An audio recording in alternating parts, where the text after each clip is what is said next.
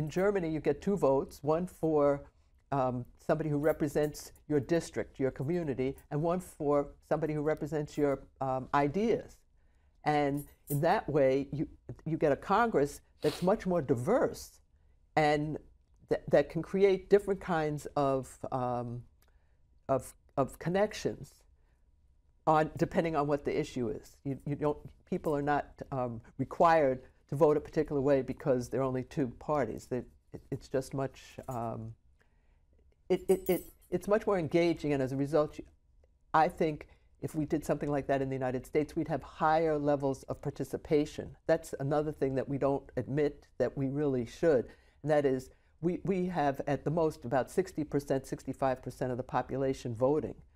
You go to other countries and they have 80%. You go to Australia and you're required to vote. If you don't vote, you're punished.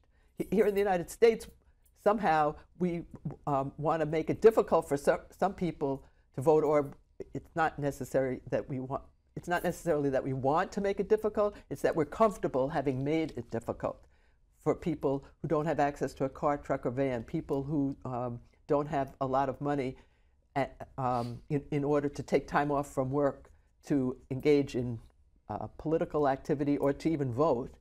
And somehow we blame the people as opposed to our electoral system and say, well, the fact that they don't have, I'm thinking now of a case that I litigated with Pam Carlin, who's a professor at Stanford in Arkansas, in which we were challenging on behalf of some of the people in Arkansas the decision that you had to have a you had to get at least 51% of the vote, even if you got, let's say there were 3 people and you got more of the vote, you had to get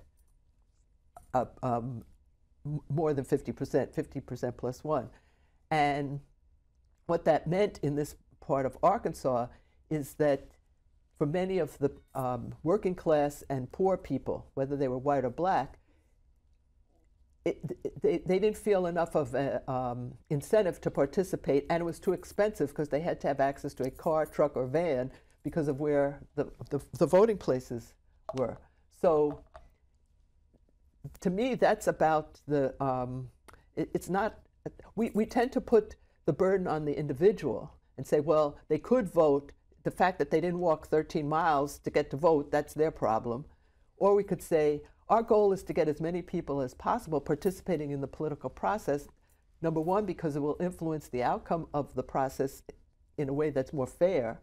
And number two, it's a way of inviting everyone to reconsider our initial commitment and begin to think, well, I may not agree with my, quote, direct opponents, but there's some measure of